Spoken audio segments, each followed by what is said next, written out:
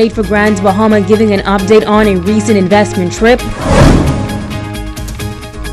Customs officers honored for a long service. And student leaders focusing on empowerment. The Bahamas Tonight Northern Edition starts now. This is the Bahamas Tonight, the Northern Edition. Good evening all. I'm Megan Shepard. Thank you so much for tuning in. Topping the news, the nation's leader and a delegation are back home after a promotional tour of Texas. The Lone Star State has the second largest economy in the United States, and the government believes there is a great interest in the Bahamas in that market. Tonight, the Minister of State for Grand Bahama gives an update on the three-day visit.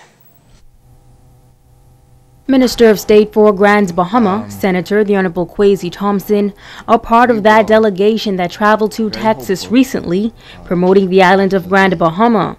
Minister Thompson says they were able to meet with a number of influential persons and businesses, including the Texas Chamber of Commerce, major technology companies, and universities throughout the state.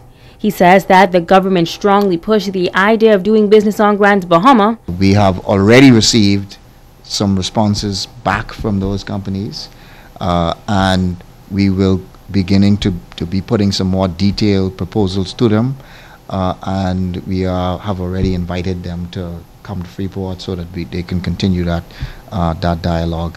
It's still at the very early stage. Minister Thompson says that they also met with officials from the Port of Houston and spent some time in the capital city of Austin. Well, Austin is really becoming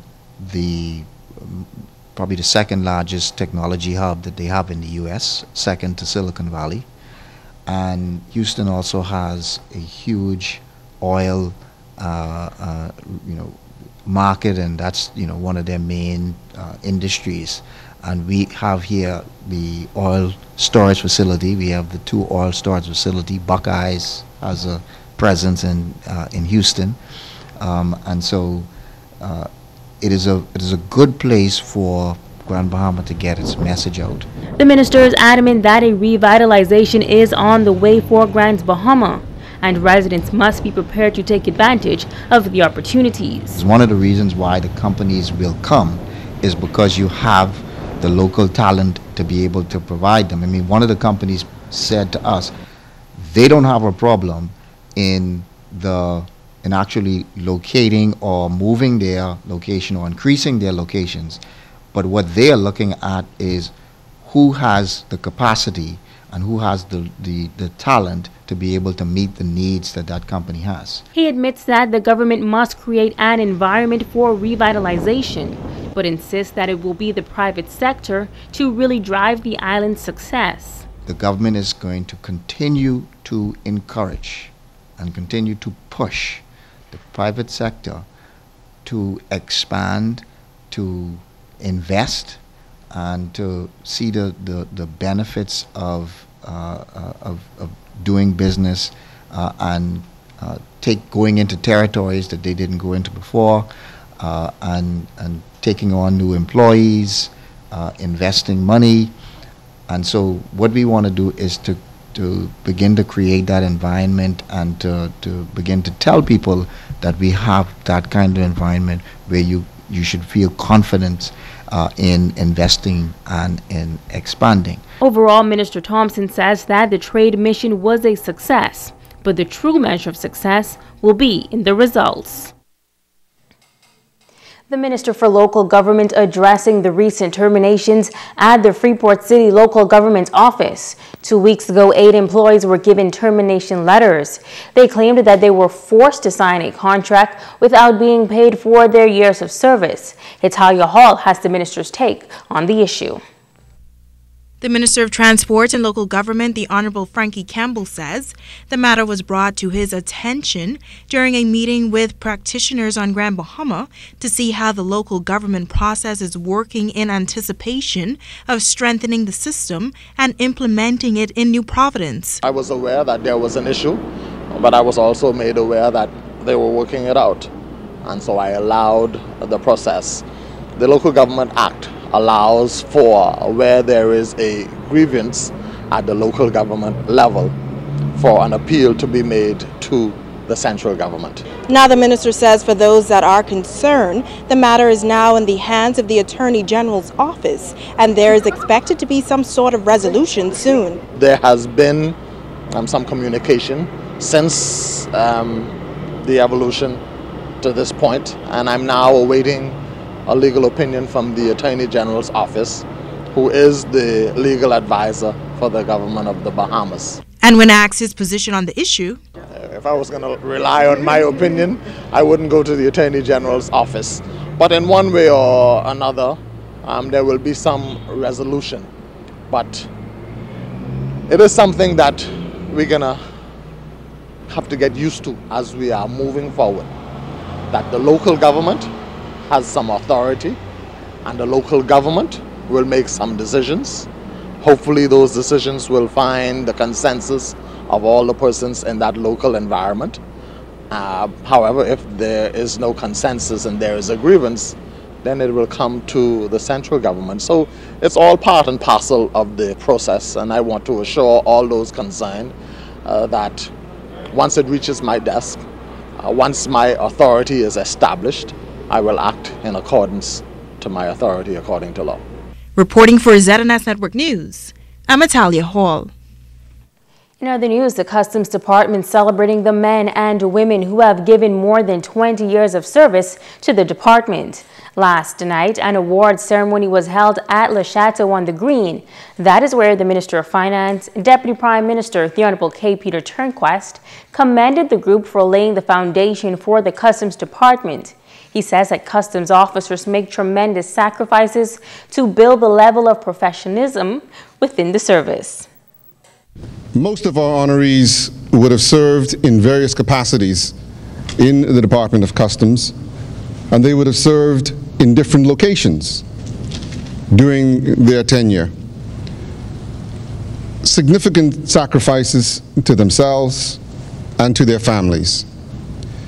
We know that as a government, we could never adequately compensate them for that. And so the least we can do is to recognize them and honor them for that sacrifice. The finance minister telling customs officers that they have an awesome role to play in the growth and development of the country, noting that no one can minimize the importance of the customs officers in the economy. This is an honorable institution, and one that has been very significant in the development of our country, as for many years it has been the chief revenue generating agency of the country.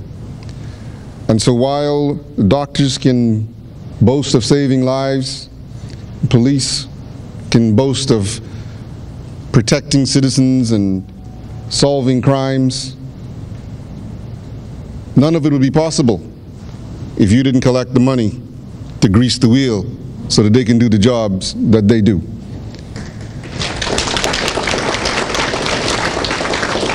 And so you are very important people.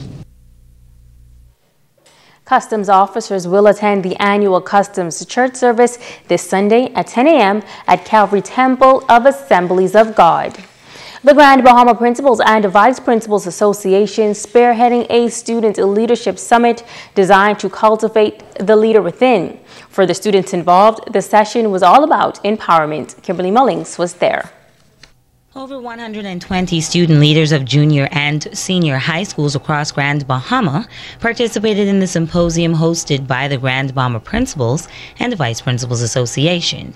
President Gia Walker says it is important to empower the student leaders to achieve their full potential. Just as adults have to enhance and develop their leadership skills, we decided we want to make sure that our future leaders, our student leaders today, are developed and trained, and all of their leadership skills are brought to the forefront as well.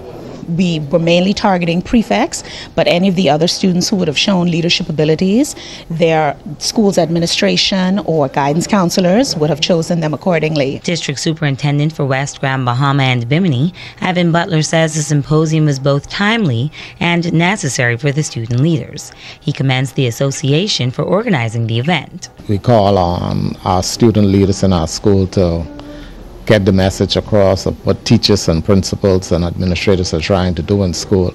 And so the business of training these students, it's never too late to start with them.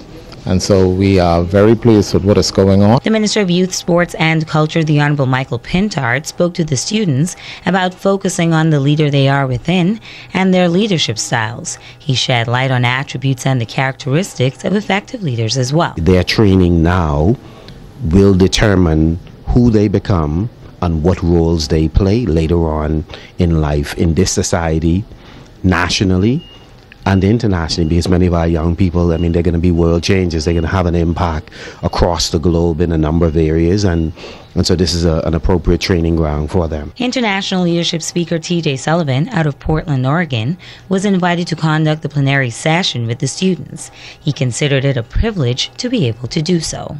A lot of students who are high school age will come and think that leadership just means getting a position, being chosen to do something, a set of tasks. So what we're going to talk about today is how they can actually better engage the students that they're leading. How do they get people inspired to do things, to step up and be engaged and care about what's going on in their schools? Kimberly Mullings, ZNS Network News. Stay with us. The Bahamas Tonight, the Northern Edition continues in just a moment.